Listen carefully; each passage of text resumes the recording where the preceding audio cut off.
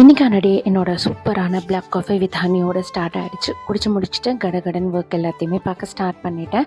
இன்றைக்கான breakfast and lunch menu ரொம்பவே simple.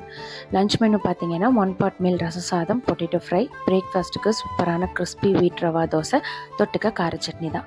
ரச சாதம் எப்படி பண்ணேன்னு பார்க்கலாமா? 1 கப் ரைஸ் கூட 2 டேபிள் ஸ்பூன் துவரம்பருப்பு சேர்த்து 1/2 hour ஊற வச்சு அதை சேர்த்துக்கோங்க. இது கூடவே 2 நறுக்கின தக்காளி, இடித்து வச்ச பூண்டு, புளித்தண்ணி, அதுக்கப்புறமேட்டு 1 கப் ரைஸுக்கு நான் வந்துட்டு 6 கப்பு தண்ணி விட்டுருக்கேன். இது கூடவே மஞ்சப்பொடி, பெருங்காய பொடி, ரசப்பொடி, கொஞ்சமாக கொத்தமல்லி தலை சேர்த்துட்டு ஒரு 6 விசில் விட்டு எடுத்து வச்சுக்கோங்க.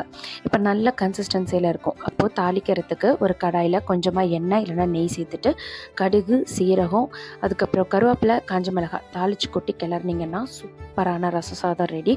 கண்டிப்பாக ட்ரை பண்ணி பாருங்கள். ரொம்ப சூப்பராக இருந்தது. என்னோடய ஃபேவரட்டாகவே ஆயிடுச்சுன்னு சொல்லலாம். சூப்பரான ரவா தோசையோட இன்றைக்கான பிரேக்ஃபாஸ்ட் முடிஞ்சிச்சு. நெக்ஸ்ட் வீடியோவில் நான் உங்களை மீட் பண்ணுறேன். தேங்க்ஸ் ஃபார் வாட்சிங். பாய்.